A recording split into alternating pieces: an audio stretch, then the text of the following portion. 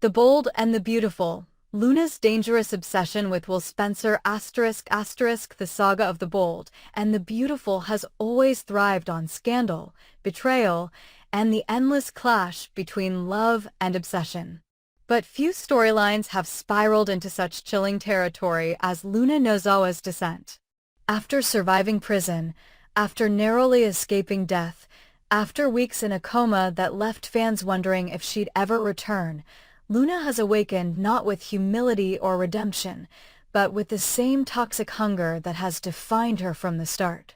Instead of learning from the chaos, Luna is doubling down, determined to possess Will Spencer by any means necessary. Her months of silence in the hospital fooled some into believing she had changed, that the brush with death had given her clarity. But the truth comes to light the moment she begins plotting again. The moment her body strengthens, her mind turns back to her old ways. Luna doesn't care about forgiveness. She doesn't care about healing. She wants Will, and she wants him so completely that morality and consequence mean nothing. The plan begins on a night that should have been uneventful. Will Spencer, still struggling with the emotional fallout from Electra's death and the trial that followed, spends the evening at Il Giardino. He drinks too much, trying to drown memories he hasn't shared with anyone. To the world, Will remains the Spencer heir, sharp, handsome, and full of promise. But Deacon Sharp, who knows the restaurant better than anyone, notices the cracks. He sees the slump of Will's shoulders, the way his glass empties too quickly, the emptiness in his eyes. Deacon may not always make the best choices himself, but he knows when a young man is spiraling. He tells himself that what happens at Il Giardino stays at Il Giardino, but something about Will's unraveling gnaws at him. That gnawing becomes panic when he realizes who else has been watching Will. Luna. The moment she spots him unsteady, vulnerable, and alone, her mind races with opportunity. She has been waiting for this exact weakness, waiting for the night where Will is too far gone to resist, too clouded to remember. In Luna's eyes, this is her second chance, her way to tether Will to her permanently. She convinces herself that what she's doing isn't wrong, that once he wakes, once he accepts the reality she engineers, he will learn to love her. But her plan is darker than anyone anticipates. Luna disguises herself. She knows Will still carries feelings for Electra Forrester, feelings unresolved even after tragedy. So she uses that knowledge against him. She puts on a mask, styling herself to appear like Electra in dim light, planning to seduce him in his vulnerable state. In her mind, it isn't deception, it's destiny. If Will believes he is with Electra, Luna thinks he won't resist. He'll give in, and when the truth comes out, she'll already be pregnant again, bound to him in the most permanent way possible. But Luna knows Electra has to be neutralized first. That's where the danger sharpens. Rumors swirl that she's been scheming with Remy Price, a friend whose loyalty may now be weaponized. Remy doesn't like Electra. He's long thought Will should be free of her influence. And while he may not know the depths of Luna's twisted plan, he's vulnerable to being manipulated into distracting or luring Electra away at a critical moment. Whether by trickery, pressure, or seduction of his own, Remy becomes another pawn on Luna's board. The night builds like a powder keg. Deacon's instincts keep gnawing at him, pushing him to call Katie Logan, pushing him to alert Brooke, knowing full well that Will's parents wouldn't forgive themselves if something terrible happened under their watch. Deacon may not know Luna's exact plan, but he sees enough to understand that Will is a target. Inside the restaurant, Will grows unsteady. His head slumps. His words slur. He is barely aware when Luna makes her move, sliding into his space, speaking softly, coaxing him into leaving with her. To the few who glance their way, it looks harmless, two young people at the end of a long night. But under the surface, it is the beginning of something sinister. What Luna doesn't realize is that her actions are not happening in secret. Deacon makes the call. Katie and Brooke rush to Il Giardino, fearing the worst. They arrive just in time to see the strange tableau unfolding, just in time to realize Luna is not just a girl chasing a crush, she is a woman crossing into criminal territory. The shock on their faces when they piece together what she intends sends ripples through the community. Because this isn't love. This isn't romance. This is violation. The fallout is immediate. Bill Spencer explodes with rage when he learns what happened, his fury directed at both Luna and anyone who enabled her games. Katie is devastated, realizing their son is not only a pawn in Luna's obsession, but a victim of her manipulation. Brooke, ever protective of her family, demands justice. They refuse to let Luna turn another Spencer heir into her captive, not after everything she's already done. But Luna is unrepentant. In her twisted logic, Will's drunkenness, his confusion, even his lack of consent, are meaningless. She convinces herself that once she is carrying his child again, once she presents him with a baby, the Spencers will have no choice but to accept her. She insists she and Will are already bound by fate, that her coma and her survival were signs that destiny has chosen this path. The shockwaves spread. R.J. Forrester hears the whispers and is torn apart all over again, reliving every betrayal. Remy, horrified when he realizes the full scope of what Luna used him for, distances himself, but his silence implicates him just the same. Deacon, though he intervened, now finds himself in the spotlight, blamed by some for not stopping Luna sooner. And Will, the center of it all, wakes the next morning broken, confused, humiliated. The truth of what nearly happened devastates him, and his loyalty to Luna fractures. For the first time, he sees her not as a woman wronged, not as someone misunderstood, but as someone truly dangerous. Whether or not Luna succeeds in carrying out her plan, the damage is done. She has crossed a line she cannot uncross. The question that haunts the Forresters, the Spencers, and every viewer is simple but chilling. How far will Luna go? If her coma, her prison sentence, her courtroom battles, and her brushes with death could not stop her, then what will? In The Bold and the Beautiful, obsession has destroyed families before, but Luna's hunger for Will marks a new low.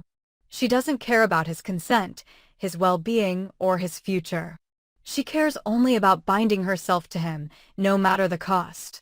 And as Bill, Katie, Brooke, and even Deacon circle the wagons to protect Will, the fear grows that Luna's desperation has only just begun. What happens next may not just shake the Spencer family. It may poison the entire canvas of The Bold and the Beautiful, leaving scars that no amount of redemption can erase.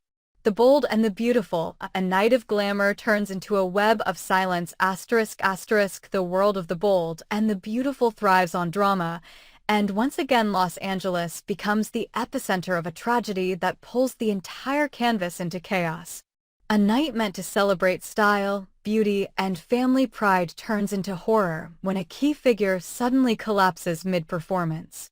The applause dies in an instant, replaced by screams. The cameras cut. The music stops. In seconds, a Forrester event designed to showcase triumph is reduced to a scene of panic and suspicion. Deacon Sharp, already haunted by his restaurant's connection to violence after the Tom Star scandal, is among the first to react. He knows how fast whispers turn into headlines and how quickly a single death at Il Giardino can spiral into police investigations, lawsuits, and ruin. He rushes forward, shouting for help, but the weight in his gut tells him this is bad. Very bad. The victim is not just any guest, it is someone tied deeply to the Forrester, Spencer, Finnegan Webb, someone whose survival or demise could swing the balance of power. And then there's Sheila Carter. Sheila is on the scene, and she sees the panic not as tragedy but as opportunity. While others crowd the body, dialing paramedics, Sheila kneels down, whispering words no one else can hear, her hands moving with eerie purpose. To outsiders, it looks like she is trying to help. But those who know her, really know her, understand Sheila never helps unless there is something to gain. Whether she is tampering with the scene, moving evidence, or delivering her own twisted form of CPR, only she knows. And in Sheila's mind, chaos is her weapon. The investigation begins immediately, but nothing is straightforward. Witnesses give conflicting accounts. Some swear the victim complained of dizziness before collapsing. Others claim they saw someone slip a glass into their hand just before the performance. A few mention an argument backstage, hushed but intense. Every story adds another layer of fog to an already murky picture. The cameras, which should have told the story, clearly fail. The main feed that would have caught the crucial moment malfunctions conveniently, suspiciously, inexplicably. Investigators search for backup angles, but those too are mysteriously corrupted. Someone made sure the truth could not be seen. Toxicology becomes the next hope, but even that turns into a labyrinth. The sample reveals traces of an obscure compound, nearly undetectable, a toxin rarely found in Los Angeles hospitals and almost impossible to trace. Not a street drug. Not an accident. This is deliberate, the work of someone who knew exactly what they were doing. The discovery raises one terrifying question: who wanted this person silenced, and why? The net widens. Bill Spencer is pulled in first. His connection to nearly every major scandal in recent months makes him an easy suspect, but this time his involvement feels different. Bill has secrets he's been burying, secrets tied not just to Spencer publications, but to Will and Luna, to the games he played with DNA tests and lab tampering. If the victim knew too much, Bill had motive. He insists he is innocent, but even Katie begins to question how far he would go to protect his family's legacy. Poppy Nozawa is next. Her reappearance in Los Angeles has already left fractures across the community, and whispers circulate that her connection to Luna may not be as straightforward as she claims. Did the victim know something about Luna's parentage? Did Poppy orchestrate something to keep her past buried? When police find fragments of communication between Poppy and a shadowy contact days before the incident, suspicion deepens. Luna herself cannot escape the spotlight. Her name has been tied to too many scandals, faked deaths, manipulations, courtroom battles. When rumors emerge that she argued with the victim earlier that evening, her image as a misunderstood survivor fractures. Was she lashing out in anger? Was she silenced too often and finally chose to silence someone else? Luna insists she is innocent, but her history makes every denial harder to believe. Lee Finnegan's name surfaces as well. Once celebrated as a medical genius, Lee has lived under a cloud since the exposure of her controversial methods. If the toxin found in the victim was medical in nature, it could point directly to her. Did she have access to such a compound? Did she use her brilliance to cover something darker? And if so, was it to protect her niece Luna, to protect her son Finn, or to protect herself? And then there's Finn. The one man whose heart is constantly pulled in every direction, who stands as a doctor sworn to heal, but also as a son, a cousin, and now potentially a grandfather. When Finn realizes the toxin resembles something experimental he once studied in residency, his stomach turns. Did someone inside the hospital smuggle it out? Did one of his own research files leak? Suddenly Finn isn't just an observer, he's part of the chain. If the toxin connects to him, he will be forced to answer questions that could shatter his career and reputation. The pressure mounts as investigators struggle to cut through the fog. The witness testimonies contradict each other so sharply it's impossible to know who is lying and who is simply confused. One waiter swears he saw Bill pass a glass. Another insists it was Poppy. A third claims Sheila tampered with the victim's water bottle when no one was watching. But none of it lines up cleanly, and with the cameras dead, speculation becomes weaponized. Deacon panics as his restaurant is once again labeled a crime scene. Investors threaten to pull out. Reporters swarm his doorstep. He begs Sheila to stay quiet, to stay away, but Sheila thrives in the center of storms. She starts dropping cryptic hints, whispers to the wrong people, stirring the pot in ways only she can. Every time someone gets close to the truth, Sheila throws another shadow over the path. For the Forresters, the tragedy bleeds into business. Hope for the future teeters on collapse as Ridge and Steffi debate whether to distance the brand from scandal or embrace the drama as fuel for publicity. Brooke watches helplessly as Hope is once again dragged into chaos she cannot control. Ridge questions whether Finn's family is too dangerous to remain close to the Forresters. And Taylor, ever the voice of reason, pleads for compassion, knowing how deeply Finn is struggling. The more investigators push, the clearer one thing becomes. This isn't just about one poisoned drink or one collapse on stage. This is about silencing someone who knew too much. Every suspect has a motive. Bill wants to bury lab tampering. Poppy wants to bury her past. Luna wants to bury rivals. Lee wants to bury medical scandals. Sheila wants chaos itself.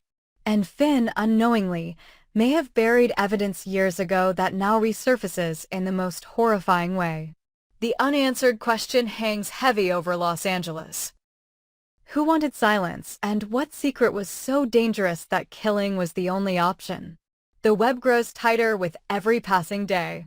Each thread Bill, Poppy, Luna, Lee, Finn is knotted to the others. Tug one, and the rest unravel. Cut one, and the whole rope may snap. And with Sheila lurking in the shadows, every revelation feels like a setup, every clue another trap. What began as a glamorous night at a Forrester show has become a labyrinth of lies, where every path leads to betrayal, and where the truth itself may be the deadliest secret of all. In the bold and the beautiful, nothing is ever random. And this collapse, this toxin, this silence, is not an accident. It is the start of a war where one wrong move could cost everyone their lives.